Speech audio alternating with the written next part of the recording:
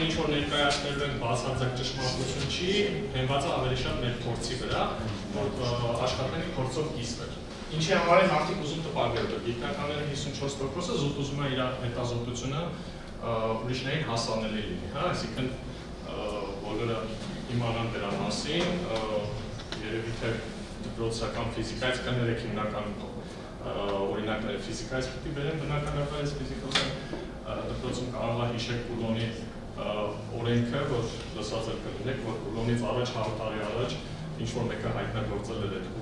օրենքը, բայց թղթում գրել էր դրա մասին, պահել էր, ասել էր 100 տարի հետո կբացեք այդ օրենքը, վախենալով, որ կարող է սխալ լինի։ Այսօր թութ-թութ, ասում ենք մեկանայի մեծ մասը այդ խնդիրը չունի, այսինքն պետք է հետազոտությունը անպայման հանրայնացնել, որովհետև պրոգրեսը տենց է առաջ գնում։ Կարիերայի համար 20%, որովհետև գիտնականների մի մասը հետո գնում է ինդուստրիա աշխատելու, հա, երբ որ ունենում են լավ տպագրություններ, հետո օգնում է։ Երևի ամենաազնի մասը 13%-ը, որ հնարավոր լինի նոր գրանտեր շահել, այսօր մեր գիտության կոմիտեն տալիս է այդ գրանտերը, բազմաթիվ ծրագրեր կան ու գիտեք, հաղթելու համար կամ մուտքային պահանջներ հոդված պիտի ունենաս և գրանտ ունենալուց հետո պետք է հոդված տպագրես, ձվի հավի պատմությունն է դառնում, միտեղից պետք է սկսել։ Մարդիկ կամ որ էգոյի համար, այսինքն ունեն այդ խնդիրը ուրիշների համար, հատուկ խմբեր կան, որ պատենտի համար են գնում, դրանք շատ էքսպերիմենտալ խմբերն են, որոնք հետո պիտի կարողանան այդ ամեն ինչը ավերտրայնացնել, մենք օրինակ ունենք մեր քաստից ժողովուրդ կան, այս մասով երևի իրենց ավելի համապատասխան կան ու ավելի մանր օրինակներ։ Տպագրության համար շատ կարևոր պարամետրեր, որոնք պետք է նայել ու ամենասկզբում տպագրության վարկելուց պետք է բնականաբար որոշակի դիտարկում անել, հա։ Այն ամսագիրը, որը ընտրել ենք, ինչ արագությամբ է ենթարկում ռևյուի, դեպ ասեմ, որ ցանկացած սկոպուսային ամսագիր, սկոպուս մտնելու համար, պահանջներից մեկը նա է, որ պիտի ռևյու անցներ, բարտավիվ, այսինքն այլ գիտնականներ, պետք է ձեր արած աշխատանքը գրախոսեն։ Եվ գրախոսության արագությունները սովորաբար այսօր կայքերում դնում են, այսինքն երբ որ ամսագիրը ընտրում եք, ամսագրի ընտրության մասին կքննարկենք, ինչպես կարելի է ընտրել, այդ ամսագրի առաջին էջում հիմնական պարամետրերը վերված են, ինչ արագությամբ է անցնում ռևյուն, ինչ ստանդարտներով և նաև բնականաբար ամսագրի ռեպուտացիա հարցրանում։ Իհարկե, օրինակ մենք այդ փորձ ունեցել ենք, հենց առաջին էջին դնում ենք first decision, 9 օր, բայց այդ first decision-ը ընդհանրում մի հատ ստուգում են տեսքը բաղլավելացու, դրանց հետո պարզվում է մի կես տարի դերում են։ Ավելի արդար որտեղ մեխանիզմներ կա, որ իմանանք ռեալ ինչքան է դերում։ Չէ, այդ բնականաբար ստատիստիկա է, միջինացված թիվ է, first decision-ը դա editor-ն է, editor-ը վերցնում է, նայում է, ընկեր էդիտորներ ունենք, ոնց որ հարցրել ենք, այս վերջից ես եմ մեր ամսագրի էդիտորը դարել, պրոցեդուրան սենց է։ Գալիս է քեզ, դու մի քանի օրում պիտի ժամանակ ունենաս նայես, որ մանկախ նրանից արձակուրդի մեջ ես թե չէ, պիտի կարողանաս նայես այդ հոդվածը նախնական, այդ գնաց մի հատ նայես, հասկանաս ինչ ոլորտը համապատասխանում է թե չէ, որակը համապատասխանում է թե չէ, հետո առաջ անցնես։ Իդեպ ռևյուի հետ կապված ասեմ, որ սովորաբար եթե Elsevier-ի ամսագիր է, որսի բոլոր պատկերացնեն, աշխարհում մի քանի հատ publisher կա, ու մոտ 50%-ը Elsevier-ի ձեռքում է, այսինքն ամենամեծ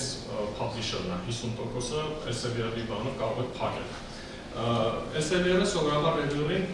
30 օրվա սկոպուսի դոստուպ է տալիս, ու այդ դոստուպով կարողանում ես ստուգես, ու սովորաբար ստուգում են, այսինքն այս մարդը տպագրություն ունի ընդհանրապես թե չէ։ Վատ բան եմ ասում, որովհետև ստացվում է, եթե դու նոր առաջի անգամ ես ուզում ոլորտ մտնես, ոնց որ շանսերը շատ քիչ են։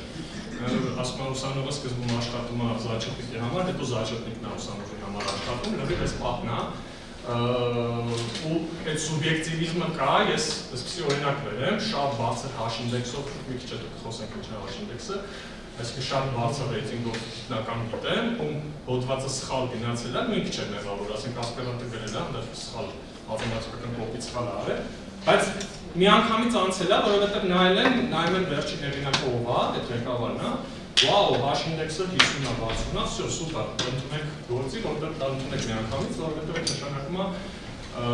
շատ հղումներ։ Այսինքն սուբյեկտիվիզմ կա, այդ դրանից խուսափել հնարավոր չի, բայց հիմա մի փոքր բացատրեմ ոնց կարելի է այդ սուբյեկտիվիզմի ոչ թե պայքարել, այլ ինչ-որ ձևի փորձել հաղթահարել, հա։ Այսինքն first decision-ը այդ editor-ն է, ու շատ ամսագրեր կան, որ ամենածանրը այն high quality ամսագրերում հիմնականում դժվար է հաղթահարելն է բանի editor-ին։ Եթե editor-ին հաղթահարում ես, հետո review-ն կարող է ավելի լավ հավանականությունը մեծանում։ Իսկ մնացածը արդեն շատ բանից է կապված, օրինակ այսօրվանից որ կոնկրետ ինձ գալիս է, մի 3 շատ հատ են տալիս, հետո սկսում են խեղդել, ուղարկի շուտ արա, եթե չես հասցնում, խեղդում են, այսինքն այդքան ճիշտ չի ամսագրերին մեղադրել, որովհետև իրանք իրանց գործը անում են, իրանք reviewer-ին, բայց հիշեք, որ reviewer-ը անվճար է աշխատում, հա, անվճար ձեր հոդվածը կարդում է, անվճար դիտարկում է ու մեկ էլ ասում է դե լավ ժամանակ տուր ձգեմ, որտեղ գալիս է, խնդրում ենք ամսի ես ինչին deadline-ն է, խնդրում ենք, օրինակ ես անցած շաբաթվա երկշաբթի օրը ունեի deadline, կիրակի օրն եմ ուղարկել, այսինքն մի շաբաթ երկարացրել եմ, բնականաբար գիտեք, որ խառն եք լինում, այդպես խնդիրներ առաջանում է։ Այսինքն մի քիչ պիտի այդ մասով նայեք, շատ բան չանեք, չոր չնայեք, որովհետև իրականում խնդիրներ է առաջանում, review ժամանակ կարող է ինչ-որ բաներ ստուգում, կարող է ինչ-որ հաշվարկի կտոր, կարող է շատ դժվար է այդ անել, բայց ինչ-որ իմաստով, եթե իրոք reviewer-ը կարդում է ազնիվ է գտնվում, բայց հիմնականում high quality ամսագրերում այս խնդիր չկա, եթե reviewer-ը իդեպ ամսագրերը ստեղծում են նաև իրենց բանկը reviewer-ների, եթե reviewer-ը մի անգամ անկապ ուղարկեցի, մի անգամ ասեցիր, հա, տպեք, հա, չմի տպեք, կամ չհիմնավորեցի, քեզ կարող է բան գցեն, սեր ցուցակ գցեն, էլ քեզ չուղարկեն։ Այսինքն դու շատ վատ reviewer ես, հա, այդ իմաստով։ Սերիալը նույնիսկ բաներ է, սերտիֆիկատներ է տալիս, եթե reviewer ես, ասենք, ամսվա reviewer, հա, ամսվա best reviewer, տենց բաների մեջ է գցում։ Հիմնական մասը ամսագրի գրելու, սենց ասեմ, մենք այստեղ բնականաբար hard skill-երի մասին չենք խոսում, hard skill-ը ամեն մեկը իր մասնագիտությամբ, այստեղ շատ քննարկելու ենք soft skill-երը, հա, ինչպես երկրորդ մասը փակել, ընտրել, ճիշտ կողմնորոշվել եւ այլն։ Ուրեմն տպագրության համար կարևոր կետեր կա, անպայման պիտի conflict of interest-ի մասին գրես, այսօր բոլոր ամսագրերը հիմնականում ստիպում են սա գրել, սա ինչ է նշանակում, որ հետագայում կարող է ինչ-որ մեկը իրենց դատի տա, ասի գիտեք, այս մարդը ինձ գողացել է, գաղափարը տարել է, կամ ընկերության հետ համատեղ արված է այդ աշխատանքը, իրանք ոնց որ ազատում են իրենց այդ գլխացավանքից, խնդիրը դրա հետ է, acknowledgement-ը ստանդարտ, այսինքն այս աշխատանքը ինչ պրոյեկտի շրջանակում է կատարել, որը գիտեք, գիտության կոմիտեն որ ուղարկում է, պարտադիր պահանջա տպագրելուց գրել, աշխատանքը կատարված այսինչ ծրագրի շրջանակներում։ Ստայլը և լեզուն բնականաբար շատ կարևոր են, ընդ որում ասեմ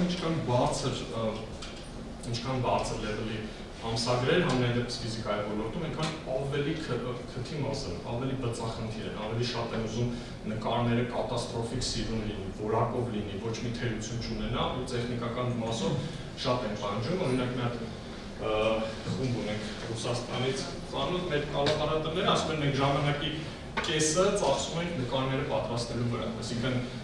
ինչքան տևում է հոդվածը գրել, 2-3 ամիս, մի այդքան էլ տևում է նկարների որակը ապահովել։ Մենք ստատիստիկաներ խմբ չենք անցկացրել, բայց էլի ահագին տևում է, այսինքն նկարի որակը շատ պիտի բարձր լինի։ Դրա համար նոր ծրագրեր ենք սովորում, ինչով կարելի է վիզուալիզացիան շատ լավացնել, այսօր շատ մեծ ուշադրություն է դարձնում, եթե օրինակ 20-30 տարի առաջ հոդվածները տպում էիք ֆիզիկայում, սաղ սև սպիտակ էր, գրաֆիկներում գծեր, կետագծեր, կետեր, որ կախվածություն էր, այսօր արդեն ամեն ինչ պիտի գունավոր լինի, շատ վառ լինի, շատ գրավիչ լինի, այսինքն ստիլին շատ է հնարում։ Ու բնականաբար հա, ես միայն եք ուրախ եմ, ինչքան շանսերը շատ ավելի հավես։ Այստեղ լեզվի հետ կապված, հիմա այս LLM-ների հայտարարությունից հետո օգտոշար ժողովուրդներ ասում են, որ գեներացված տեքստը չեն ընդունում, բայց այստեղ ոնց որ ինչ-որ դիլեմա է ալի, օրինակ շատ ժամանակ մենք տեքստը գրում ենք սովորական մեր բառերով, հետո տալիս ենք ինքը ուղղակի սիրունացնում, այդ ընդունել է, ոչ թե տեցել գրում են, ոչ թե գեներացված։ Գեներացվածը գիտես որն է, որ ասում եմ դե մի հատ introduction-ից համար գրի, introduction-ը գրում է դնում ես, դες վերջերս դες խայտարակություն եղավ, մի 3 ամիս առաջ հոդված էին հրապարակել, որտեղ գրած էր հոդվածը introduction-ում սկսում էր ինձ համար ես ինչ բանով կգրես ու այդ ամեն ինչը շատ բարձր թյումեր ամսագրում էր տպագրված, այս կատաստրոֆիկ խայտարակություն է։ Այսինքն մի 7-8 հեղինակ են, այդ հեղինակներից ոչ մեկը չի տեսել, որ այդ նախադասությունը ջնջի։ Երկու ռևյու անցել, ռևյուներ չի տեսել, էդիտորներ չի, այսինքն այդ ամսագրի համար այդ կատաստրոֆա է, հա, վերջնական տպագրվել էր, ու սկրինշոտ էին արագեցել, որ ասեք խայտարակության խոսքը ուղղման մասին չի, կարաս միտքը քոնն է, դու տալիս ես իրան ասում ես ուղղի, քերականություն ուղղի, ինչ-որ բառը սինոնիմ կարա առաջարկի, դա խնդիր չի, խնդիրը երբ որ դու ասում ես իմ տեղը հոդված գրի, բնականաբար չի կարա հոդված գրի գիտական է, խոսքը դրա մասին է։ Իսկ անցել են բանը ստուգում է։ Օրինակ ես անցկացնեմ ստուգիչ ծրագրով, այնտեղ ճասի օրինակ 90%-ը գեներացրած է, տենց է հասկանում։ Պետք է պատմություն հասկացա, բայց հիմնականում դե եթե քո միտքն ես գրել, ինքը ձևավորել է, այնտեղ կարդալուց երևում է, այսինքն նույն թռնուրը կարդալուց հասկանում է, որ իդեպ ասեմ տես չի, որ հենց որ ասի Կիրակի օրն եմ ուղարկել, մերժել են Նեպալից գիտնականներ էին, որոնք ընդհանրապես չէին ֆայլել օգտագործել, որ ISO վարով հոգնակի եզակային կատաստրոֆի սխալներով էր, որ կարային տային գոնե մինիմալ պահանջները ուղղել։ Մի հատ էլ ավտոկապացեմ, ինչև ռեվյուերներին ուղարկելը, էդիտորը երբ որ ստուգում տեսնում պատասխանում է, ֆունկցիա կա որ ամսագրերի մոտ ուղարկել, որ ստուգեն грамматика. Сколько правильно написан текст,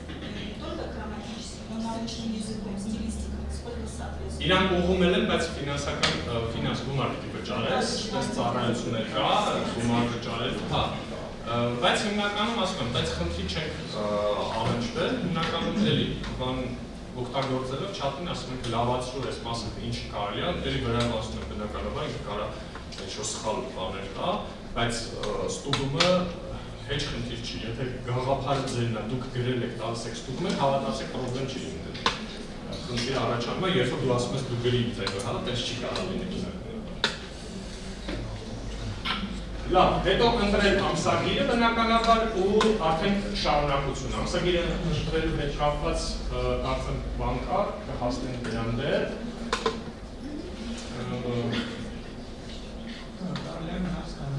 Իհարկե։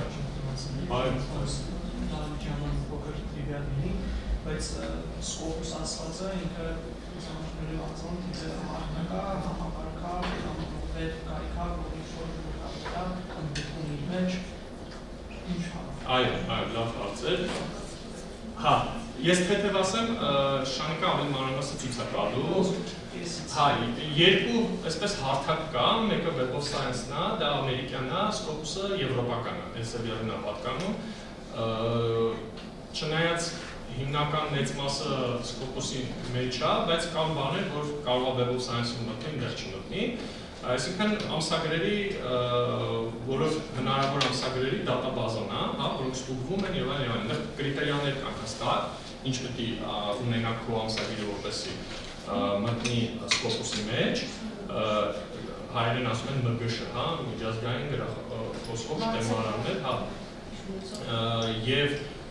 Scopus-ը ինքը ոնց որ ավելի դեմոկրատական է, մի քիչ բաներ կա, որ Scopus մտնում են, Web of Science ամերիկացիները ավելի խիստ են, ասենք եվրոպական ամսագրերը կարող է չմտցնեն այնտեղ եւ այլն, մի քիչ քաղաքական խացեր կա, բայց Scopus-ը ավելի ընդհանուր է, դրա համար հիմնականում բոլորը ասում են Scopus։ Okay, Scopus-ը ավելի ոնց որ դեմոկրատական է։ Մնացած ինչը չի մտնում Scopus-ի մեջ, եթե 3 տարի անցել է ստեղծվել ու չի մտել, համարվում է predatory journals, խիշնիչսկի ժուրնալ, ու այդտեղ պատմությունը լավ չի նայում, լավ չի դիտարկում, եթե ինչ-որ միջազգային գիտական հանրության հետ պիտի շփվեք, այդպես ամսագրերում հոդված ունենալը շատ վատ է նայվում, դրա համար ցավոք ասեմ, ասենք մեր վեսնիկը արտասահմանի համար խիշնիչսկի ժուրնալ է դիտարկում։ Իրական կարելի է ինչ-որ քայլեր անել, որ վեսնիկը մտնի տան մեջ։ Պահանջները պարզապես անում ես եւ հետագայում որոշակի ֆինանսա պետք է իրականացնել։ Հիմնականում այո, բայց պարտադիր չի կան օրինակ երբեմն բաներ կան, բայց հիմա աշխարհը գնում է բնականաբար միջազգայնացման անգլերենը դարձա հիմնական լեզուն, որոշ բաներ տեղափոխվում են։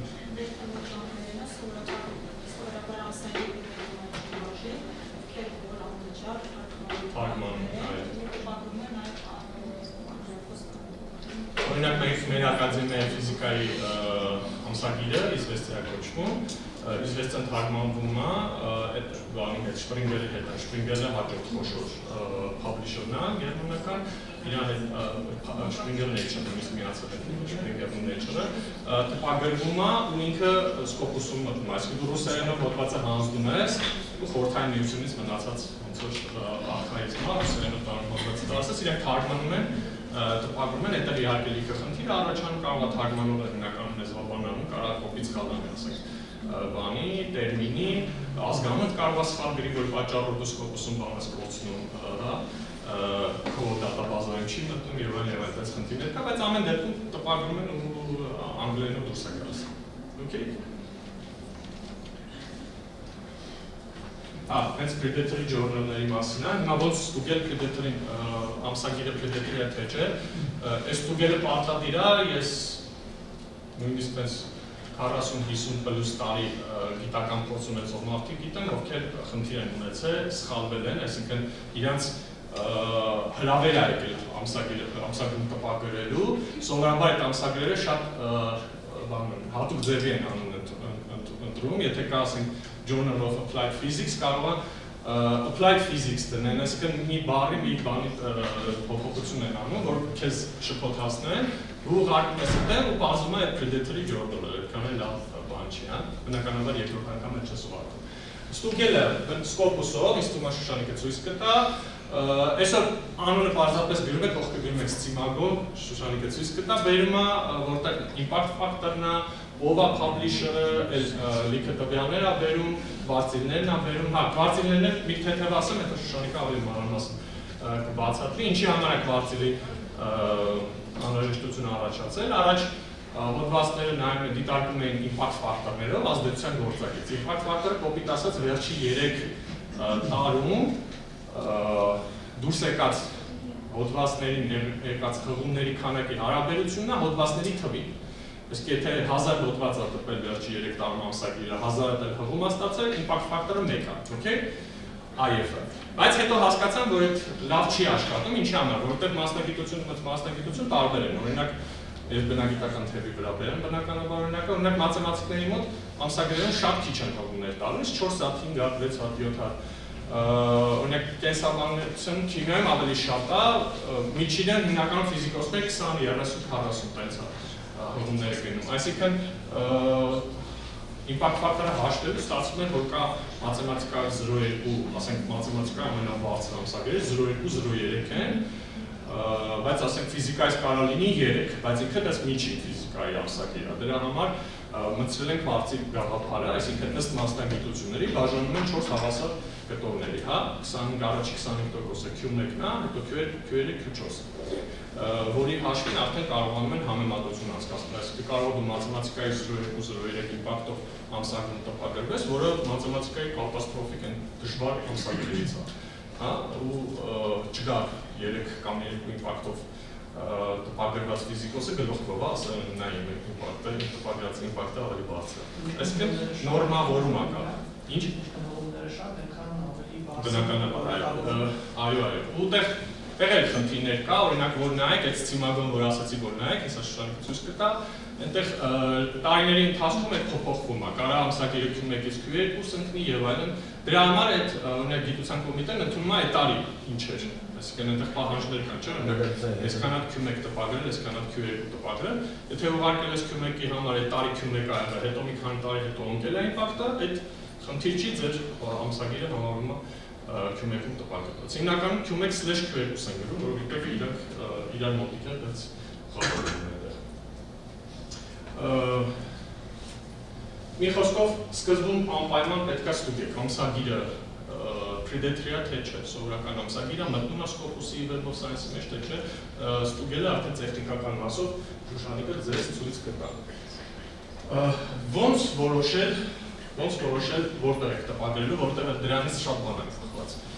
Ինչի համար օրինակ այսօր երկու մեթոդաբանություն կա տպագրության ու ֆիզիկայի մասով ասում կներեք, սկզբում օրինակ բերում ես մեթոդիկան, ոնց ես հաշվել վերջում արդյունքները, կա հակառակը, արդյունքներն ես ասում, հետո մեթոդիկան ես ասում, կամ արդյունքները ասում ես, մեթոդը չես ասում, supplementary ես տանում։ Օրինակ sense տենդենց կա, որ ֆիզիկայում մարդիկ չեն ուզում արդեն բանաձև շատ կարդան, շատ բանաձևային բանաձևակողչան, ուզում են առաջ արդյունքը տեսնեն ինչ է, եւ բանաձևերը, այսինքն մանրամասն հաշվարկները ինչ որտեղ լինի, այդ supplementary materials-ն է, բացի հոդվածը կա նաեւ օգնական, այսպես ասած, ֆայլ, որտեղ կարաս բացես, այնտեղ սահմանափակում չկա, եթե հոդվածի համար ասում են, ասենք 10 էջից ավել չպետք է լինի, բայց supplementary-ին կարաս շատ բերես, այսինքն մեթոդները բերես, մանրամասն հաշվարկի կոդ կարող ես բերել, օրինակ լիքը ֆիզիկոսներն տեսական մասով կա, որ կոդ են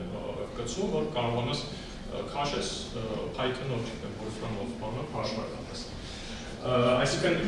ճիշտ որոշել ամսագիրը ձեզ օգնում է, որպեսզի ճիշտ ձևակերպես։ Սովորաբար ամեն ամսագիր իր template-ը ունենում է, կարող եք template-ը քաշել, template-ի վրա ձեր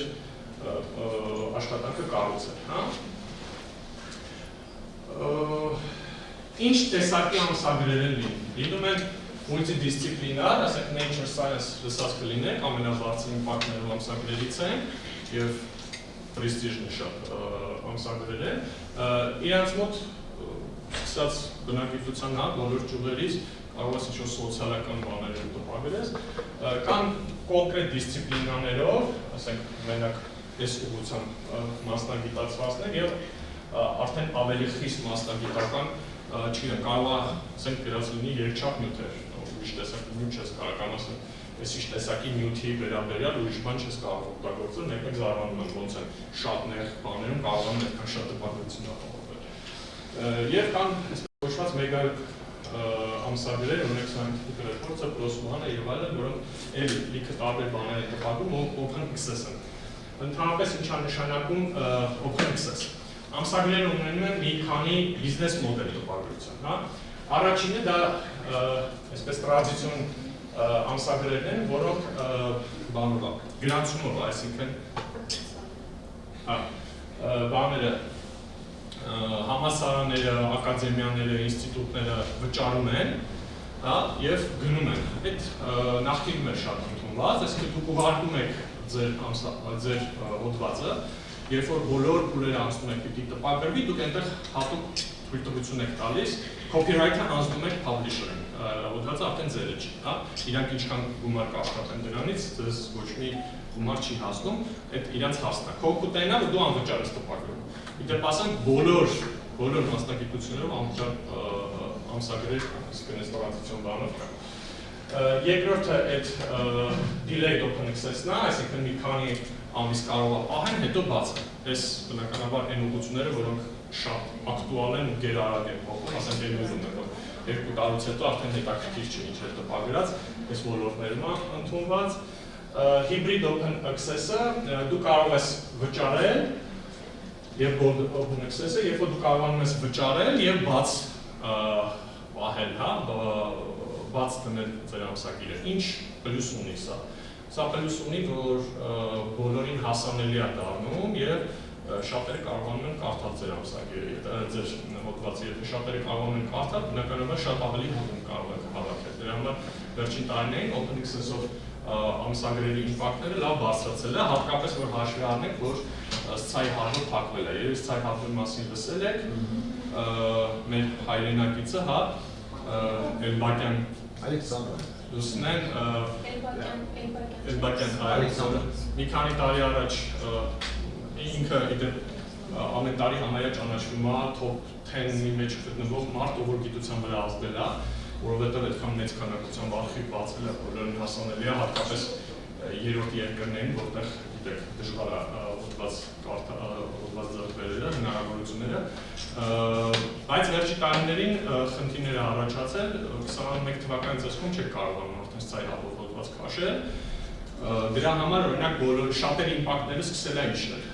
եթե open access չի, մինչև այդ օրինակ բարձրանում է, այստեղ հետաքրքիր է, կրկնակի է, publisher-ները համ իրար հետևից էին ընկած, համ դե շատ չէին սխվում, որովհետև իրականում այդ բացությունը բերեց նրան, որ իմպակտները սկսեցին աճել, մարդիկ կարողանում ենք հասանելի է դարձել աշխատանքը կարդալ եւ համապատասխանաբար հղում տալ։ Բայց ավելի հին հոդվածները բացում են։ Հա,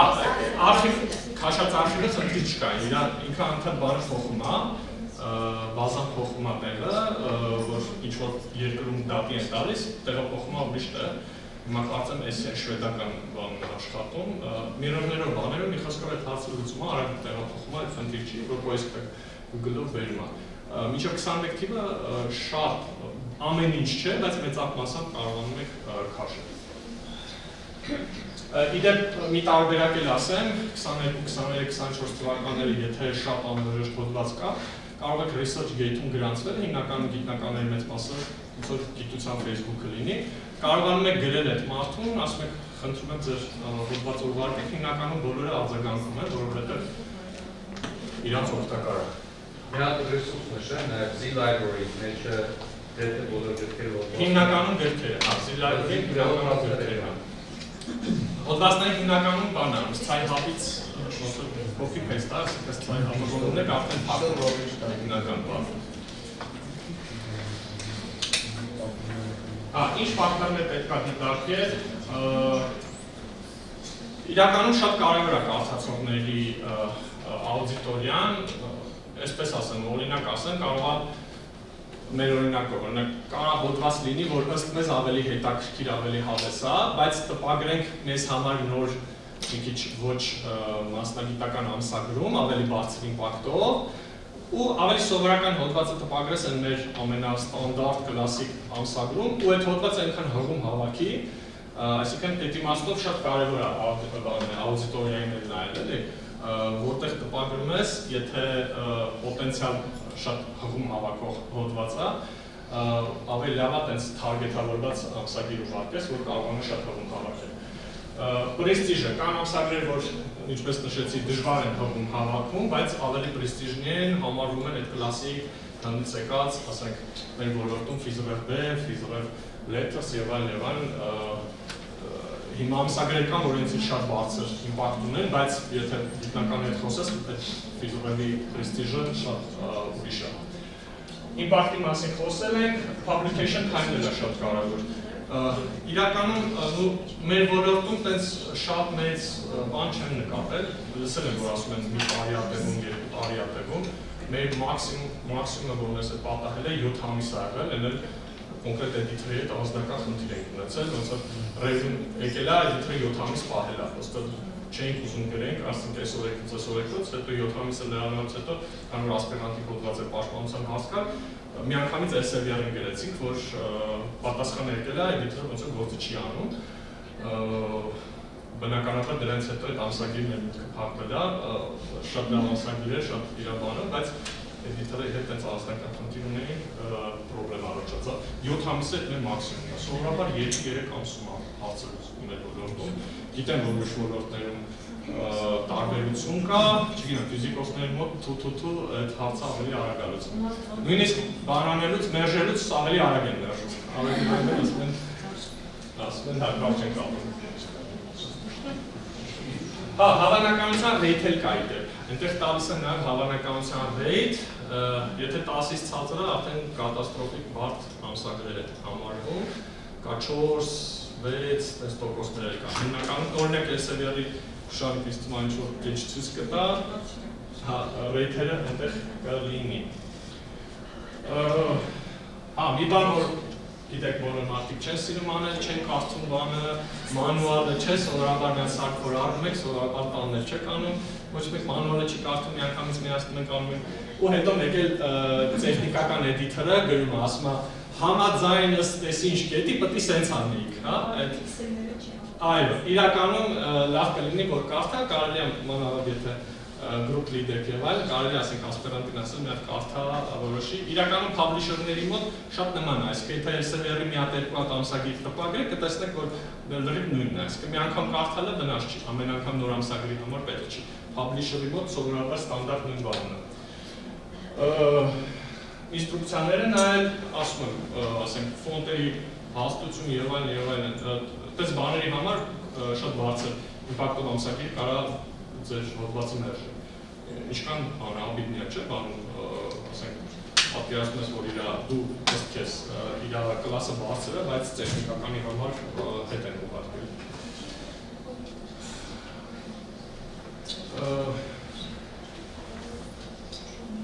Բնականաբար պետք է նայել ինչ ձեր ամսագիրը ինչ ձևով է տպագրություն անում, ամենավերջին երբ որ սպիտականում տալիս ասում է OpenXS-ը ուզում թե ոչ, իդեպ ասեմ, եթե շատերը չգիտեն, մեր գիտության կոմիտեն Q1 OpenXS-ի համար գումար է տալիս, դուք տպագրում եք, համալսարանը ձեր տեղը վճարում է իրականացնում, հետո գիտության կոմիտեն կոմպենսացնում է, okay? Բացի 3 հատ publisher-ից, 3 հատ publisher-ը մեկը MDPI-ն է, MDPI-ը, որը վերջի տարիներին շատ խառնեց իրավիճակը, հեսակ ասեմ ինչ են բան արել, Frontiers in, կա Frontiers in Physics, Frontiers in Chemistry, Frontiers in Biology, ամբողջերը, եւ Hindavin, չնայած Hindavin արդեն երևի իմաստ չունի բերել, որովհետեւ Hindavin գնել են, publisher-ը գոյություն չունի։ Իսկ MDPI-ը Շվեյցարիայում է գտնվում, իրանք կատաստրոֆիկ արագ էին աշխատում, դրա համար բում արեցին, իրանք իմպակտները թռան երկինք, բոլոր հնարավոր դասական ամսագրերին անցան, բայց հետո պարզվեց, որ իրանք շատ վատ ձևով են անում, օրինակ լիքը մարդ մտնում էր գրում էր ես review եմ արել այս հոդվածը, գրել եմ reject, չընդունել, որովհետև կոպի սխալներ կա, բայց իրանք publish են արել, որ գումար ստանան։ Իրանք մենակ OpenXS-ով են աշխատում, այսինքն ոնց որ վերածել են բիզնեսի։ Ռևյուերը դա կամ է, դες բացահայտ ասել, Ընդհանուր private է, բայց այն որ մարդիկ ջղայնացած են լինում, պրոստը կոմենտով գրել էր, որ այս ինչ ձեռագնոցի է ու լիքը մարդ սկսել էր գրել, տենց բացահայտվեց, հիմա ասեմ, որ եվրոպական լիքը համալսարաններում, ինստիտուտներում, օրինակ Ֆրանսիայում ու Իտալիայում իրանց ակադեմիային CNRS-ի ինստիտուտներում հատուկ հրամանագրով իջեցված է, որ MDPI-ը իրավունք չունեք տպագրել կամ եթե տպագրեք դա չի համարվելու հոդված։ Այսինքն MDPI-ում low quality, ասենք Q3, Q4-ի հոդվածը կարող է Q1-ում տպագրել։ Okay, որակին ընդհանրապես չեն նայում, կարևոր փողը 10, okay? Elsevier-ի մոտ տենց չի, Elsevier-ի մոտ, որ OpenXS-ը ընտրում, նենց չի քեզ ընդունելու են տենց բան չկա, բայց MDPI-ը անցավ այդ բանի ու իր իմպակտներն էլ է սկսել իջնել, ռեպուտացիան էլ է շատ ցածր հիմա, այսինքն այս մասերով պիտի միշտ զգուշ լինեք, MDPI-ը շատ վատ ամսագիր է։ Ու երկարություններից որ ասացիք գիտության կոմիտեն վերադարձում է։ Մենակ Q1 է։ Մենակ միայն Q1 է, միայն։ Հասարակական բլոկում Q2-ն է եկել։ Հասարակական կարող է, իրական մեր մոտ լուծվեց, թե չլուծվեց։ Մեր մոտ ինչ կա, որ չեն տալի։ Ոչ տալիս։ Այրոսական համալսարան։ Ինչ չեն տալիս։ Այսինքն օրինակ մենք 2 անգամ փորձ ունենք, որ ուզեցել ենք անենք,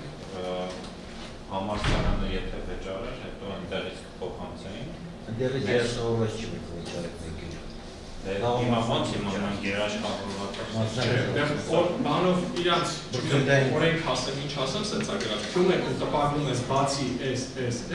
ես ուրիշ ինստիտուտներն բաներ, օրինակները գիտեմ, մարդիկ վճարել են։ Գիտեմ 50%-ում կարող է Q1, Q2 Q1 է, բախոր 50% է։ Սլավնականում։ Եվ պահել մեր եղել ու եղել էր իշխանության կենսաբանական ֆակուլտետում։ Կարող է բանի հետ է կապված,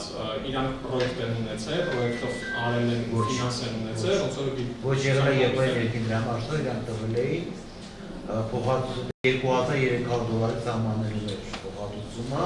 փոխանցել են ընդհանրապես 1250։ Ես ինստիտուտներում գիտեմ դեպքեր ոչ մի խնդիր չի եղել, այդ երևի սպეციფიկ ինչ-որ բան է եղել։ Կարող է MDPI, կարող է Frontiers-ը տպագրել, կարող է ինչ-որ տենց խնդրահարույց ա եղել, դրանից հետո մտցվել են բան, պետք է նայել էլի։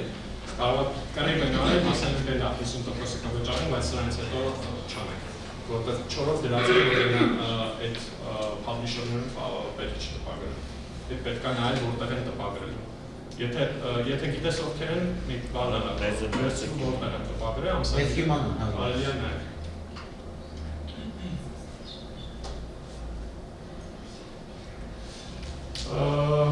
Ոնց գտնել ամսագիր, հա, այս հարցին էլ պատասխանում ենք, ոնց եթե նոր եք, ասենք, այդքան experience չունեք։ Ու առաջին հերթին ոնց է չլինի ձեր շրջապատում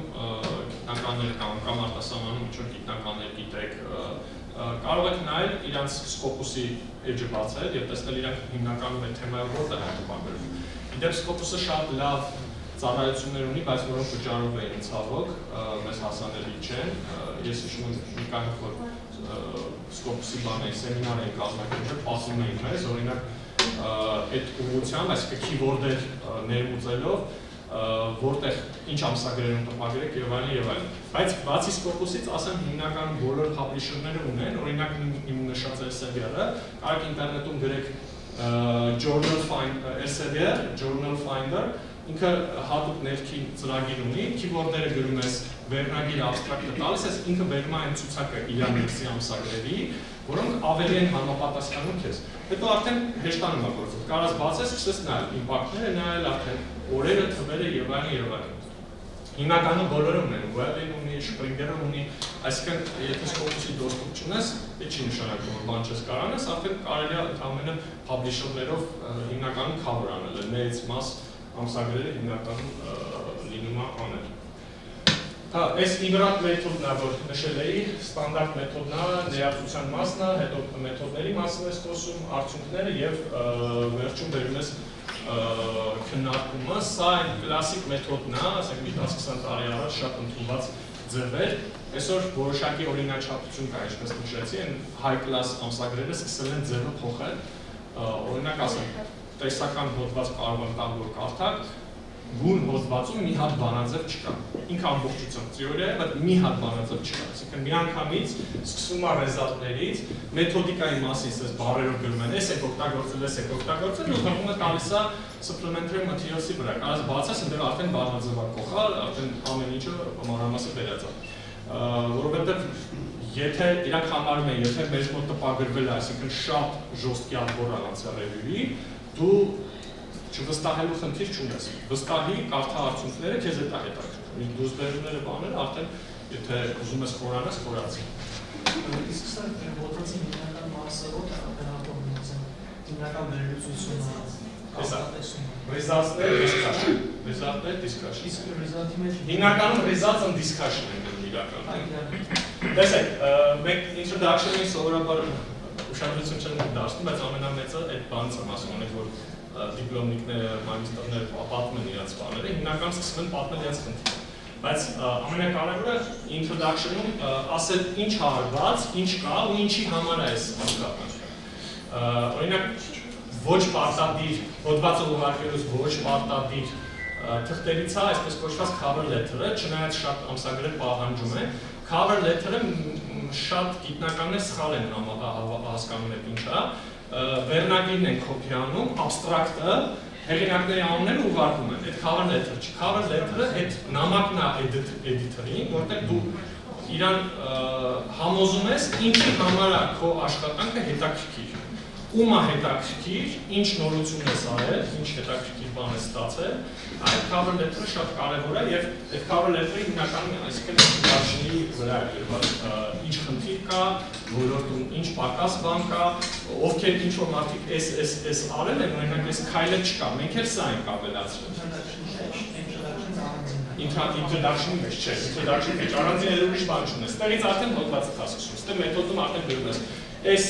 այս դիտարկում, այս մեթոդիկայով սա եմ հաշվել, սա եմ հաշվել, սա եմ հաշվել։ Ուստեղ արդեն ասում ես, սա եմ ստացել, սա եմ ստացել, սա եմ ստացել։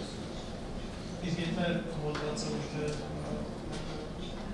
ֆիզիկային վերաբերում է սոցիալական գիտություններին, այդ դեպքում ինչ արդեն Ես դժվարն եմ ասել, հա ես արդեն այդպես հոդվածների հետ փորձ չունեմ բնականաբար, հա չեմ կարող ասեմ։ Ես մի հատ հոդված եմ պատահել այսպես, որ կարդացել եմ լեզվաբանության հետ կապված, ֆիզիկայի ամսագրում եմ գտել, դրա համար կարդացել, հետաքրքիր է, մի հատ բելգիացի ու մի հատ իտալացի հոդված էին տպագրել, թե ոնց է եվրոպական լեզուները ժամանակի ընթացքում փոխվում։ Մենք ուղղակի բելգիայում ասում։ Չէ, մի հատ հետո, հա, շատ հավես հոդված էր, բազում այդ լեզվի արմատները փոխվում են որոշակի դիֆերենցիալ հավասարում են նկարագրվում, Լևինշտեին դիստոսով փոխվող, այսինքն հավասարում է լուծած, բան էր հավաքած, արմատների բազա էին հավաքել ու այդ հոդվածից ստացել են, դպրոցում ես ասում են լեզվաբանները, ասում են, որ հնդեվրոպական լեզվից առաջի ճյուղը որ փոխվել է հայերեն նայել, իրանք մաթեմատիկորեն ապացուցել են, ֆանտաստիկա էր շատ հավես։ Ավելի ճիշտ ոչ իրացի հավաքել, այս Swedish-ի 100 կար, այսինքն դատաբազան կար, դատաբազայի վրա ոչ բան են արել, հետ խնդիր էին ուզել, դիվ հավասարումով շատ հավես հոդված է, այդ միակ հոդվածն էր, որ այդպես լեզվի բանի հետ կապված, ոստը հետաքրքիր էր, ես այդ հոդվածը որտեղ կարողանում տարածում Ընդ որում իրանք շարունակ ամենահավեսը որ հայեր չկային մեջ, որ չասեն պարզացնելը հայ, այդ հոդվածը հետո շարունակում են, իրանք ավելի ճշտ։ Ես նույն բանն եմ անում, ուղղակի իմ բաներում էլ ասենք, որտեղ դատաբազն։ Չէ, ոչ դատաբազում, ասենք եթե ես եմ ինչ-որ լեկցիա կարդում դրա մասին, ասում եմ, բայց նայեք, հայեր չէ, դի տարածքներ են, հայերի հետ կապ ու ցույց են տվել, որ առաջի ճյուղը ով անջատվել է հայերենն է, հետո հունարենն է, հետո արդեն իրանական ընտանիք, ռոմանով իրան եւ այլն, սա կար արդեն 5000 տարի առաջ կացվել։ Ու հետաքրքիր է կարող ուղարկել նայելու համար։ Այս ավելի մանրամասն գրված է, եթե հետաքրքիր է, կարող եք ուղարկել մասնակիցներին, ես մենից փոխանցեմ, մենից կարող տարածել։ Այստեղ գրված է, հա, ինչի մասին ես խոսում, ոնց որ քննարկեցինք արդեն,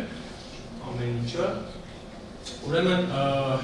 submit անելու ձևերը։ Ну ստանդարտ mail-ով կարող ես գրել, իդեպ եղել է, ասենք մի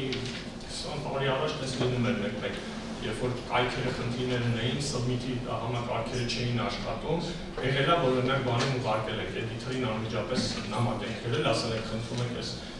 դիտարկեք ձեր համակարգը չի աշխատում, այսօր տես խնդիր չկա, այսպես հին մեթոդը, էլեկտրոնային ուղարկելու համակարգն բնականաբար եւ որ ասում էի cover letter-ը, անչափ կարևոր է cover letter-ը ուղարկել, այնտեղ նաեւ երբեմն պահանջներ ա լինում, օրինակ այսօր շատ տարածված է highlight անել, այսինքն 4 հատ կարճ նախադասություն բերել քո բանի համար, աշխատանքի համար, ամենադժվարը որում այս մասերն է, 4 հատ շատ կարճ նախադասություն, որ արտահայտում է քո հիմնական աշխատանքը։ Այո, graphical abstract անպայման կա, ամսագիր կա անպայմանը, ամսագիր կա չէ, այդ ամենասիրուն երկու նկարները ոնց որ դնում ես իրար կողք, ընդ որում այդ նկարները կարող է հետագայում նաև ամսագրի բանին հայտնվի, cover letter-ին, մենք մի հատ բան ունենք, հոդված ունենք, որի նկարը հայտնվեց ամսագրում, այդ մեր միակ հոդվածն է, այդ պոստը արդեն շատ ես ուրախանում։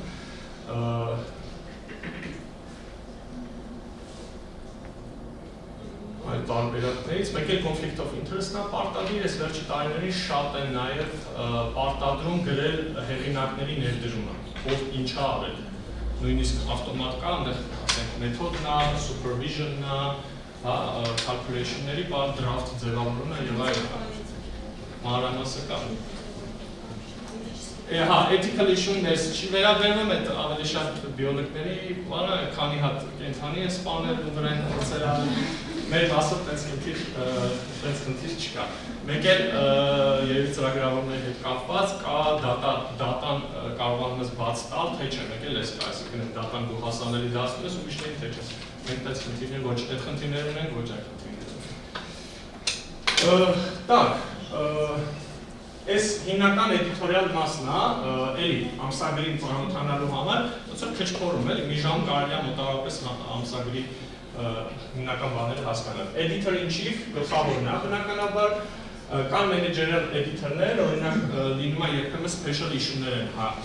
հանում, special issue-ների համար հատկապես բան են, հատուկ հրավեր են ուղարկում, հիմնականում ինչ-որ մարդկանց հրավերներ են ուղարկում, մի քանի անգամ որ տպագրվեք, կտեսնեք սկսում է ձեզ այս հրավերները։ Սովորաբար պատվի առաջին Չէ, տարածքում է, իրան special issue է։ Չէ, մեր ոլորտում տենց, այսինքն special issue, բայց ինքը ամսագրի բանը, հատորը, տենց խնդիր չկա։ Կա նաև տեխնիկական էդիտորներ, որոնք կարող է մեկ էլ գրեն ձեզ,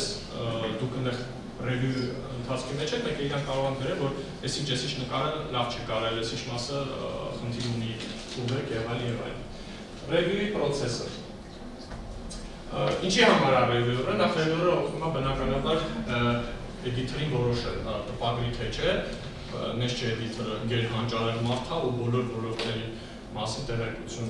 գիտի, իդեպ այս review process-ը անգլիայում է սկսել, Նյուտոնի ժամանակներում չեմ հիշում, այդ ժամանակ ակադեմիայի իր թագավորական ընկերություն, հա, նախագահ գերմանացի է եղել ազգությամբ, հետաքրքիր է,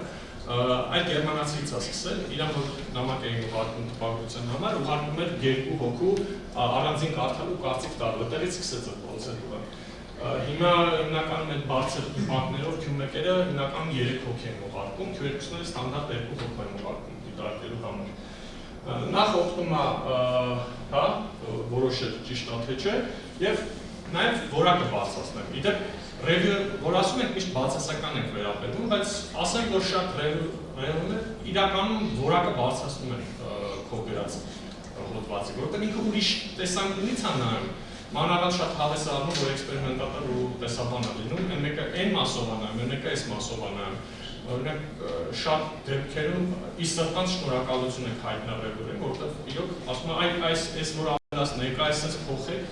ավելի անդրադառնում։ Այդպես մի քանի անգամ որ անում ես դու ես հասկանում, որ հա իրոք ինքը ավելի գրավիչ դարձեց քո հոդվածը ու ավելի հետաքրքիր դարձեց կարդացողի համար։ Այսինքն պետք է դրական նայել, եթե անում են, եթե դες մի անգամից չի ասում, չէ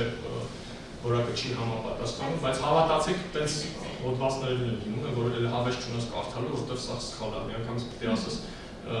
մերժեք։ Բայց նաև ուղարկում են ուղումներով, ուղարկման ուրանեք ուղումները և ուղարկի տվի։ Այո, նայք, ոնց որ դրա մասին կա, հա հեսա, դրա մասին կա, ուրեմն ինչ տարբերակներ ունենք։ Տարբերակ համար առաջին, ընդունել այդպես ինչպիսին կա, սա շատ քիչ է լինում, մի քանի անգամ եղել է օրինակ, որ տես գալիս է ուրախանում ես։ Վաու, այսինքն անթելի գրված են ու review-ի համար անթելի, տես դեպքեր լինում են։ Երկրորդը կոչվում է minor revision, ասում է ընդունել, բայց այս փոփոխությունները անելուց հետո։ Դրանք թեթև փոփոխություններ են, դրա համար սովորաբար 1-2 շաբաթ են տալիս դες։ Այսինքն ասում են, այս նկարը մի հատ դզեք, այս մի հատ սենց արեք, այս մի հատ նենց արեք, այս մասը լավ ձևակերպեք, այս հղումները հլը ավելացրեք, այդ կոչվում է minor revision։ Երրորդ option-ը այդ major revision-ն է, major revision-ը արդեն բանը տանջալի է, որովհետև այդ կարող ասեն, հələ այս հաշվեք, բերեք համեմատեք, այդ կարա 1-2 ամիս տևի, այսինքն հոդվածը սկսեց ձգվել, major revision-ը մի քիչ դանդաղացնում է process-ը եւ ամենավատ դեպքը բնականաբար reject-ն է։ Իդեպ ուղարկելուց հետո էլ կարող չընդունեն, ես չի որ այդ minor-ը, ու minor-ը որ գալիս է հիմնականում արդեն հասկանում ես, որ ինքը ոնց որ բան է, ուզում է ընդունի, այսինքն տրամադրված է ընդունելու, մնում է այս մի քանի point-ով բավարար ես իրան։ Major-ը հարց է, major-ից հետո կարող է գնա ու բան անի, մերժվի։ Հա, իդեպ ասեմ, տես չի որ review-ը բացարձակ ճշմարտություն է, օրինակ եղել է իմ հոդվածին օրինակ երկու review-ի պատասխանը եկել, մեկը minor-ը դրել, այն մեկը major-ը դրել ու ինչ ասես գրել էր, որ սենց պետք է հաշվես, սենց պետք է անես ասխալ ասանայա, մենք պատասխան շատ չոր գրեցինք, որ այս review-ը այս մասում սխալ է ասում, մասնագետ չի, բնականաբար հիմնավորեցինք, հղումներ տվեցինք ուրիշ ամսագրերի, որ տեսեք սենց է, ու էդիտորը հաշվի չարեց այդ review-ի պատասխանը ու ընդունեց այն մյուսինը, okay? Այդ դեպքում կարա նաև երրորդին ուղարկեն, որ հասկանան կա թե չէ, բայց սովորաբար էդիտորը ինքը կարա որոշում ընդունի, եթե դու լավ հիմնավորված պատասխան ունես, այսինքն պրոստը չես գրել, չես սխալ ես, այնպես չէ, պետք է լավ պատասխան գրես, մենք մի անգամ 12 էջանոց բան էինք գրել, հոդվածի չափ պատասխան էինք գրել։ Այդ դեպքում արդեն կարա ընդունել, այսինքն դա process է, հետաքրքիր process է, եթե դու մարդուն չգիտես, իդեպ մի հատ հետաքրքիր գաղտնիք ասեմ, մեկ-մեկ լինում է, որ կարողանում ես իմանալով, հատկապես եթե մի քիչ ագահ review-ը առնում ու իրա վրա հղում է ուզում։ Հետաքրքիր բան ասեմ մեր օրինակից, թուրքերն են շատ տենց բան անում, minor revision են դրում, գրում են այս հոդվածներին հղում տվեք, թուրքերը շատ են դրվում, ու կոնկրետ իմանում ես ով է կամ ում խմբից է, դեպքում ոնց որ editor-ից նամակ ենք ստանում, ասում է եթե չընդունեք, խնդիր չի, որովհետև սովորաբար review-ների բան են ուղարկվում, ոնց review անել եւ չի խրախուսվում տպագրողին push անել, որ քեզ բան տա, քեզ հղում տա։ Չնայած շատ օրինակ շատ review անողներն ասում են, բա իմ քարը որն է, ես ժամանակը ծախսում եմ, դնում այդ հոդվածը կարդում եմ, օրինակ ես հենց ասեմ, շատ բարձր կլասի պրոֆեսոր գիտեմ, ինքը ասում է, եթե ես հոդվածը բացում եմ, ինձ ռևյուը եկել, հոդվածը բացում եմ, իմ վրա հղում չկա, անկախ ով է ինքը մերժված է, всё, արդեն ռիժեկտ է։ Ուզում ասեմ սուբյեկտիվ աշխարհը, կարա sense բաներ լինի, ասում եմ բացում եմ, եթե առաջինը նայում եմ, ինձ որակը չի հետաքրքրում, նայում եմ, իմ վրա հղում չկա, բնականաբար իր ոլորտից է, այդ չեք ֆետիշացնում, բազա չի ասում, բիոլոգիայից եկել է այս բանում, շատ ներ ոլորտից եթե գալիս է բաց իրանց, եթե ներ ոլորտից չի, ինքը չի վերցնում, եթե ներ ոլորտից է, ասում է ինձ պետք է իմանան, իմ աշխատանքները պետք է իմանան, ուրեմն իմ վրա պետք է հղում լինի, եթե չէ, ուրեմն չէ, դու չես տպագրվել այնտեղ, օքեյ։ Ուզում եմ ասեմ։ Եթե reject արվում, հետո վերջ։ Reject եթե արեցին, հա, վերջ, հոդվածը չես կարող երկրորդ անգամ, պետք է շատ խորը ձևափոխության ենթարկես, նորից ուղարկես։ Ավելի լավ է ուրիշ ամսագիր ուղարկել, հա, բնականաբար, ոչ մի խնդիր։ Հենց այս բանի մենք հոդված ունենք մերժված, բայց երկու ռևյուերներ, մեկը պես major էր գրել, մեկը reject էր գրել, բայց այնքան շնորհակալ ենք, այդ reject գրողը այնքան կետա գրել, այն որ մենակ այդ անելով մեր հոդվածի որակը շատ բարձրանում է, լուրջ եմ ասում, ես շատ շնորհակալ եմ այդ մարդուն։ Հիմա ուղղումը կանենք, ասենք մի ամիս, երկու ամիս կաշխատենք դրան ու ուղարկենք ուրիշ տեղ։ Այսինքն այդ մասով մի բան է, որ այստեղ ժամկետների մեջ օրինակ երկու տեղ ուղարկել են նորմալ։ Չէ։ Պարտադիր նախ ցանկացած տեղ ուղարկելուց իրանք ստիպում են, թե ասում են, ասա, որ դու այստեղ ես ուղարկել։ Բայց ես շատ է դեպքում ստարոն Չէ, էդիտորի առաջինը շուտ է գալիս, խոսքը երևի ռևյուի մասով ես ասում։ Դե կարաս էդիտորին գրես, ասես, գիտեք, հիմնավոր ես, ասես, նայ, իմ գրանտը ավարտվում է, ես պետք է բան անեմ, կամ ինչ-որ երիտասարդ PhD ստուդենտ, որը պետք է պաշտպանի։ Ես այսօր տես գրեցի, արդի 7 ամիս անցել է, մենք տեսնում ենք, որ պատասխաններ ստատուս կա, հա, իրանք հղում են տալիս, նայում ես։ Տեսնում ենք, որ, հա, մենք review էինք արել, իրանք եկել են երկու հատ minor revision-ներ, մենք ուղղել էինք հետ էինք ուղարկել, ու review պատասխանները եկել են, ակնհայտ էր, որ ընդունել էին, էլի, ոչ մի խնդիր չկա, բոլոր ցանկությունները բավարարել են, ասենց ասած, այսինքն էդիտորը պրոստը պահում էր։ Այս ժամանակ SLR-ին գրեցիք, ավելի բարձր ինստանցիա գրեցիք, որ էդիտորը 7 ամիս պահել է մոտը, կարեք մի հատ ուշանենք իրան գրում էինք պաշտոնական բաներ, ճանապարհ կա գրելու, երբ խոսքը մեյլի մասով չի։ Մտնում է սիստեմա կարաս գրես։ Սիստեմա գրում ենք չէր պատասխանում։ Անձնական խնդիր կար ճիշտ ասած, որ ասեք ինչի եկել է ուղարկելուց հետո այդ թերություն որպես չնայեցինք էդիտորով, ուղարկելուց հետո տեսանք այդպես ոնց կրական կա։ Բայց դու այդ անգամ անցավ։ Գրեցիք SLR-ին, SLR-ը փուշարեց, այսինքն կարաս հիմնավոր ես, ասես խնդրում եմ, ձեզ մոտ գրածա, որ միջինը այսքան է, բայց հիմա արդեն մի տարի տեղել է, խնդրում եմ արձագանքեք, կամ հետ կանչեք տեղել է, ես օրինակ դες գրել եմ, ասել եմ կլինի հետ տակ հոդվածի, ես ուրիշ տեղ եմ սնդի բանը, ոնց որ ձեռ եք անում արդեն այդքան պահում եք, կարաս տենց անես, գրես, հետ կանչես ու ուղարկես ուրիշ տեղ, բայց առանց կանչելու մի ուղարկի, որտեղ եթե բռնվես դու նույն հոդվածը գիտական կարիերայի վրա խաչես քաշում, որտեղ բոլոր տեղերը սա ցուցակներում ես հայտնվել, այսինքն դու մարդ ես, ով նույն բանը 10 տեղ տպագրվում է։ Բոլորը ուզում են գիտական նորույթ, չէ՞, նովելիթի ես գրում բանից, այսինքն դրա համար դու առաջին անգամ ես տպագրում դա։ Միջև այդ ոչ մի տեղ տպագրված չլինի։ Այս revision-ի մասին ոնց որ թե խոսեցինք, այս process-ներն է, հա, կամ մի անգամից reject-ա լինում, կամ գալիս է որոշվում է, ինչ անում Բայց ես ասում անում նորից ուղարկում ես, ես խնդիր չկա։ Ինչ-որ Պրեզենտացիան ուղարկվելու է, չէ՞։ Հա, ինչ-որ մասով անդրադարձանք, հա, ընդունվելուց հետո ինչ է կատարում, հոդվածը ընդունվեց։ Դրանից հետո իրանց տեխնիկական ստաֆը քո հոդվածը տեղափոխում է արդեն իրանց ձևով վերջնական տպագրության համար եւ այդ ժամանակ արա խնդիրներ առաջանա, որովհետև հասկանում եք, ոչ մասնագետ մարդիկ են, ընդհանրապես տեխնիկական թափ։ Դրա համար proof-եր են ուղարկում ձեզ։ Իրանք ուղարկում են վերջնական տարբերակը, որը դուրս է գալու, օրինակ SLR-ը կարող template-ը քաշեք, template-ը չկա, կարող ստանդարտ մի էջում հավաքեք,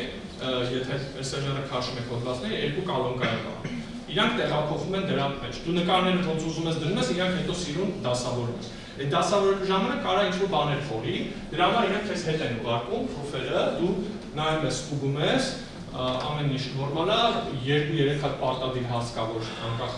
եթե դա թամբալություն անես չստուգես, ստիպում եմ որ ստուգես, այդ ազգանուններն են, որովհետև այդ տպագրությունը հետո կցվում է քո account-ին, հա, որ կորի այդ proof-ը լավ չի։ Review ես անում, հետո խնդիրները գրում ես, ամեն ինչը նայում ես, բանաձևերը ջարդված չլինի, երբեմն լինում է տեխնիկական խնդիրներ, այդ ամեն ինչը անելուց հետո գնում է տպագրություն։ Так, տպագրությունից հետո ասում եմ կարակ նշեք, մենք նախանցած տարի Գերմանիայում XFL ենք գնացել, աշխարհի մեծ բաններ, էլեկտրոնային բաններ, օրակացուցիչներ, միած սենյակ կար, մտանք այդտեղ գինու սառնարան էր դրած, գինների սառնարան էր, ու բաց շշեր, ասցին, գիտեք ես ինչ է նշանակում, ասցինք երևի էքսպերիմենտի հետ, որ էքսպերիմենտը լավ է, ասում բանա, չէ ասում է, այս բաց շշերը Nature-ի տպագրություններն են, քանի հատ բաց շիշ եք տեսնում, այն 4 հատը, ասինք այս աշկի սրտի թարած ասաց, հա, սպասում ենք բավին,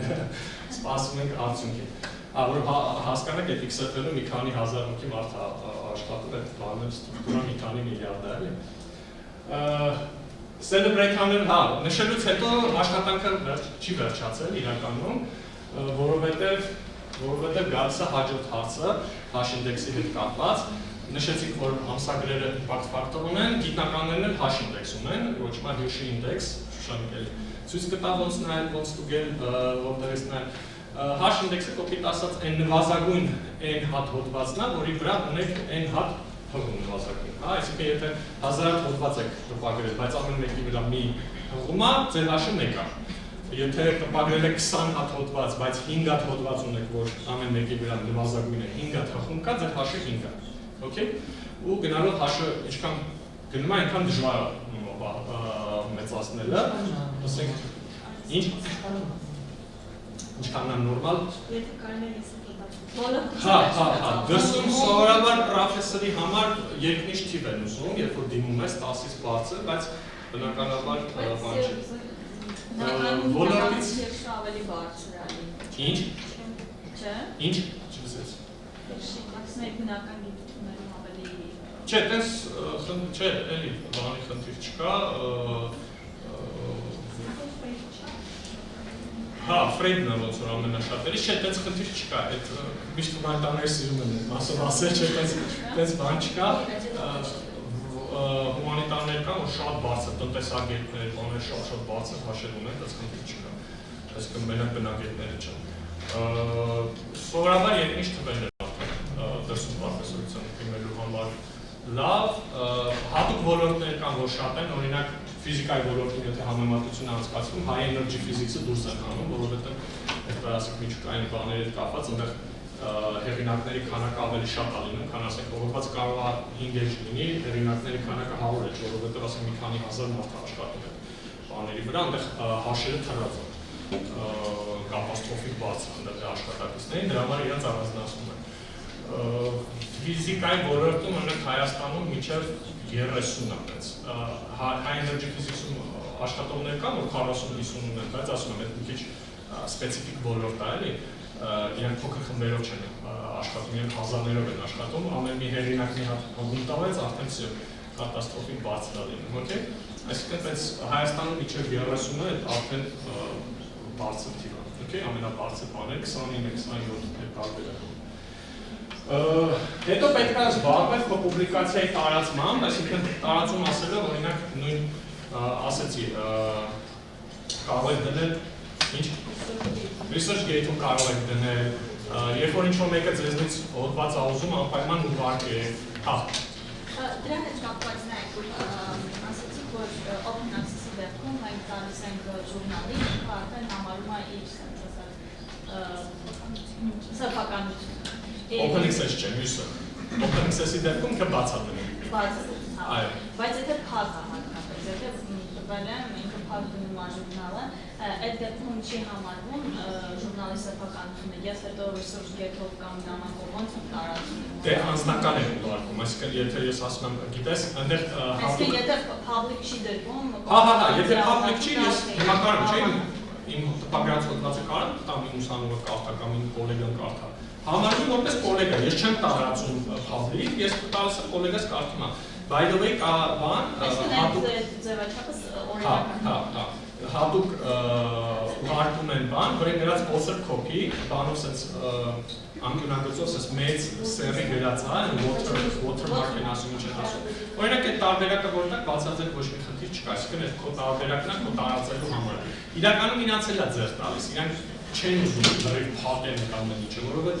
այդ երբ որ դու հոդվածը կարդաս ծանոթանաս խմում տաս, իմպակտը բարձրանալու է, իսկ ցանկացած ամսագիր ուզում է բարձր իմպակտ ունենա, որ ավելի շատ հոդված ու ավելի որակով հոդված ներառի։ Այսինքն այստեղ բան կա էլի քապ կա։ Չհասկանում եմ, որ համալսարանները չեն մնում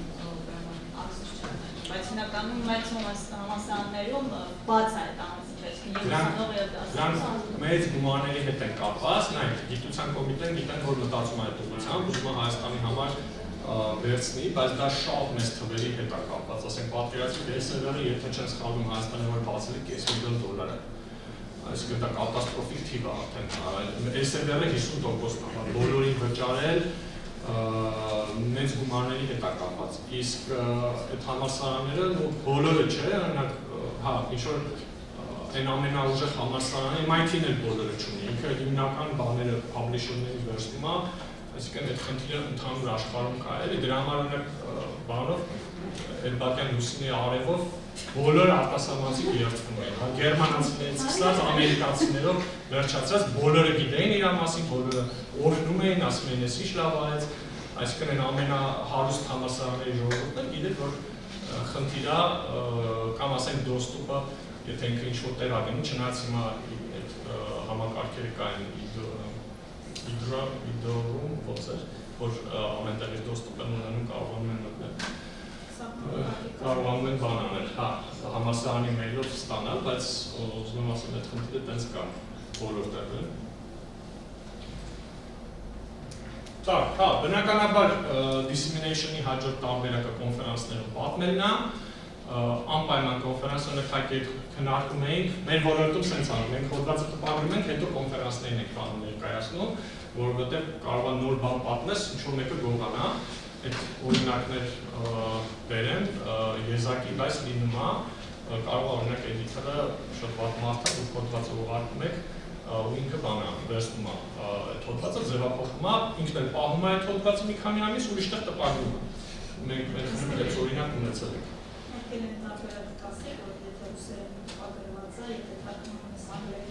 Հա, բնականաբար այդ նույն բանն է, այսինքն թարգմանությունը չի տրվում քեզ։ Բայց ես ասացի մի բան կա, ձև կա, արխիվում կարող ես գցել հոդվածը, այսինքն հիմա ֆիզիկոսներ շատ են անում, երբ որ դու հոդվածը անում ես միջև ուղարկելու, միջև տպագրությունը, քանի որ ինքը process-ը առողջություն ես քանի որ միշտ դու գցում եք արխիվ։ Արխիվում բաց հասանելիությամբ, հա, իդեպ մոռացա ասել, հիմնականում քանի որ շատերը արխիվ են գցում, հոդվածը տպագրելուց հետո դու կարողանում ես արխիվի գոնե այն չեռնանք տարբերակը քաշես ծանոթանաս, կարդաս։ Կարող է օրինակ ռեզոնանսներից հետո փոփոխություններ լինի, եղել է մենք համեմատել են տարբերություն ա եղել, բայց այն հիմնական խոր բանը մնացել է, այսինքն դու գոնե հետազոտության հիմնական մասերը իմանում ես։ Բայց հողում տալ, չէ, արխիվին չես կարող, եթե ինքը տպագրվում է, երբեմն ասեմ լինում է, օրինակ գրում են to be published, գրում են, որ չէ, published-ը գիտեմ, արդեն ընդունված հոդվածին է։ Ընդունված, արդեն փոփոխված լինի հողում տալ, ինչ-որ խնդիր չի առաջանա։ Չեմ կարծում, դե փոփոխություն նշանակում է պես թեթև, պես սկզբունքային, պարադիգմային փոփոխություն հաստատ չի լինի, այսինքն ինչ-որ թեթևակի փոփոխություն է դա լինում։ Օրինակ արխիվի հետ կապված, ինքը publisher, չէ, չի հակասում, որ ընդունելով են կապված։ Չէ, նույնիսկ օրինակ ֆիզրեղը, որ submit ես անում, ասում է ունես արխիվ գցած, մի անգամից տեղից քաշան։ Ֆիզիկան չգիտեմ, ոնց է ֆիզիկները ամենադեմոկրատն են։ Մեզ մոտ խրախուսվում է մեր ոլորտում արխիվ գցելը, որ ուրիշները կարողանան կարդան, քանի որ փակ է հիմնականում, ոնց է դու էլի disseminate ես անում, համ open access դնում ես ինչ-որ մեկը բան անում ու ասում եմ, դա նույնիսկ ֆիզրեղը ինքը բան անում, այդ ֆիզրեղը APS-ին, American Physical Society-ն է, իրանք խրախուսում են, այսինքն ասում եմ, մի անգամից հղում է դուր, ես քաշեմ դերից վերցնեմ, ամեն ինչը լրացնում եմ, գործը թեժ տանում կրկնակի, այնտեղ արդեն դրել ես դու։ Մի քիչ կոնֆլիկտ էլ է, չէ՞, բայց կոպիտ ասած իրեն գումար են ուզում դրանից ստանալ։ Բայց իրան իմպակտելա չէ պետք է, եթե ինքը իզոլացնի իրան, այսինքն իրան կես-կես ա պետք, իրան պետք է որ ինչ-որ կանալներ լինի, որ կարողանան մարդիկ կարդան, ու ինքը ինչ-որ կանալներ, ինքը համալսարաններից է չէ փող ստանում, դժվար դու վճարես 35-40 այդ միջին արժեքն է դոլար բանի հոդվածի, դժվար դու մարդը վճարի այդքան կարդա, չէ, մանավանդ ինչ-որ բան կարդալուց սովորաբար 10-15 հոդված ես քաշում, որ մի հատ անալիզ անես, այն ամենալավ հոդվածները, չեմ ասում ավել կարող են այսինքն ինքը հասկանում է, որ անհատը, գիտնականը այդ դոստուպը շատ չունի, դրա համար իրան թողնում է։ Ինքը հիմնականում համալսարանների վրա է աշխատում, միությունների վրա է աշխատում, ասենք MIT-ի բանը, չգիտեմ, Yale-ը բանը, իրան ուրեմն իրանից առնում են, դու մի հատ էսկոմ, մի հատ ենկոմ, իրան համար հաս չի։ Այդ դեպքում իրան ձեռատարես, որ ինքը ինչ-որ կանալներով տարածի, որ իր իմպակտը բարձր լինի, որտեղ եթե ինքը սկսի իջնել, իր մոտ խնդիրներ առաջանան ու վերջի կարող փակվի։ Okay, այսինքն բալանսի մեջ է, էլի, օպտիմում են ուզում գտնել, այդ իմաստով ոնց է կարողանում ես օգտվել։ Ոնց որ հիմնական մասը ես վերջացրեցի, եթե ինչ-որ հարցեր բաց եմ թողել։ Խնդրեմ կասեք, minimum wage-երի քանակը ինչքան պետք է լինի, որ տպվես, այլ ֆին publish-ների համար։ Շատ կախված է ամսագրերից բնականաբար, ամսագիր կա 12-15 ջոքի, ամսագիր կա ասում ամի 5-6 ջոք, օրինակ լեփթեսները շատ կարճ են համարվում, ասենք ֆիզիկալ լեփթես եղան, մինչև 6 ջոք, կարճ բանը։ Լեփթեսները այդ պատմականորեն է եկել, են որ ինչ-որ լաբորատորիայում հետաքրքիր բան են հայտնագործել, ուզեցել են որ աշխարհի մանան, նամակ են գրել, ասել են սենց բան է, կարճ գրել են ու publish են արել, տարածել են բոլորին, բանից 19-րդ դար բանտեց։ Տեղից եկել է, ոնց որ այդ լեթերսները կա ռեգուլյար արտիկը, ռեգուլյարները են ստանդարտ 12-15 էջանոց դրանք են։ Կա կարճ շորտ այդ հղումները, շորտ լեթերները, որոնք կարճ 4-5 էջում, 6 էջում նայած ամսակի, ասում ես սենց բան են գտել պետակրքի։ Կա review արտիկը, որը արդեն մի ամբողջ ոլորտ բան է անում, review անում, հա։ Եվ review article, այս հիմնական 3 տարբերակներ են։ Ինչ նշանակում է ֆին, այդ էլ կախված ամսագրից, հիմնականում $1500-2000 մինչև 3500 այդ միջակայքում է։ Կարող է ինչ-որ waiver լինի, օրինակ MDPI-ը այս բիզնես մոդել էր մշակած, մենք էլ գրում ենք, քեզ ուղարկում է review, մենք էլ ասում ենք, այս review արեցի $500 բան կտամ, քեզ հաջորդ տպագրելուց կեժանացնեմ այսքան այս բաներ էր անում, զեղչեր էր անում, բաներ անում, շատ ճկուն բիզնես մոդել է։ Շուստրի մենեջերներ էին բարձր բաները, բայց հիմա անունը ասում եմ շատ ընկել է գիտական միջավայր։ Շատ լուրջ մարդիկ են, Նոբելի մրցանակակիրներ կային, որ տպագրում էին իրաց մոտ, բայց հիմա կատաստրոֆիկ ընկել է, երբ որ հասկացան, որ պրոստը փող աշխատելու, այսինքն Շուստրի բիզնեսմենն է եկել, որոշել է գիտության բանանի գումար աշխատի, մի քանի տարի աշխատել է իրականում, հիմա ոնց որ սպաբի է գնում։ Չնայած այն երրորդ երկրներից շատ է սիրում այդտեղ տպագրվել, որ չեն կարողանում բարձր տեղ տպագրվել, իրանց պրոյեկտներն էլ ստիպում են իրանց հոդվածներ, սկսել են տեղ լցնել։ Իմ հարցը այդ արխիվների մասին է, որ սկզբում տեղադրում ես Google Scholar-ի եւ համապատասխանաբար GitHub-ի։ Հիմա հարցը հետեւյալն է, ես Google Scholar-ում նկատել եմ հոդվածներ, որոնք տանում են որոշակի արխիվ, ասում եմ դեռ հրապարակած չի այս հոդվածը, բայց արդեն որոշակի հղումներ ա գալիս դրա վրա։ Հիմա իմաստ ունի նախապես դնել ու եթե սկսեն ոնց անել, որ այդ ընթացքում եթե դնես հղումներ գա այդ հոդվածին թեկուզ այդ արխիվում, որ եւ եթե գա ես տեխնիկապես լավ չեմ հասկանում, կարող է reviewer-ը տենա, որ արդեն իսկ հետաքրքրությունը առաջանում ավելի արագ է տպելու կամ դա ինչ-որ ազդեցություն ունի, եւ երկրորդ supplementary մատերիալների մասին, ասենք վերլուծություն ես արել, այդ մատերիալները GitHub-ում դնել եւ հղում տալը ողջունում է, թե չէ։ GitHub-ում հիմնականում կոդային մասն է գնում, եթե հաշվարկային մասը, այս ֆիզիկայի մասը ասեմ, եթե տեսական է եւ այլն, հենց իրանց մոտ ես դնում, այսինքն հիմնական ամսագրերը հենց իրանց ոչ թե դնում ես հղում ուրիշ տեղ գնալու է։ Հենց հոդվածը որ քաշում ես PDF-ը որ տալիս, տակը supplementary materials-ը հենց իրանց կայքում է։ Հիմնականում տենց են անում։ Բայց ոնց ասում են privacy-ը, եթե հենց ասենք ML-ի կիրառությունն է ֆիզիկայում կամ եւ այլն ինչ-որ բաներ GitHub-ում կոդեր բաներ դնելը միայն, այսինքն ինչքան բաց է ցույց տալիս, այդ իրականում ոնց որ պլյուս է, Իսկ առաջին հարցի հետ կապված հղումը երևի թե, չնայած չգիտեմ ոնց է տեխնիկապես հետո այդ հղումը իրական հաշվում քո իսկական տպագրածին, բայց օրինակ sense բան, այն 7 ամիսը որ ասում էի, այդ ամսագրում անցնելու պատճառներից մեկը նա էր, որ մեր այդ հոդվածը մի քանի ամիս top 3-ի մեջ էր download-ների, այսինքն այս editor-ը չէր կարող ոչ իմանալ, որտեղ ամենահետաքրքիր, ոնց որ top 3 download եղող, հա, այդ իրանց բացի այն LAN-ը արխիվը ստանդարտ որ կա, հիմա այս server-ը իր արխիվը ունի ու ուղարկելուց ինքը որոշ ամսագրեր հիմա այս server-ի հասնում են, ասում են ուզում ես արխիվ գցես, դաժե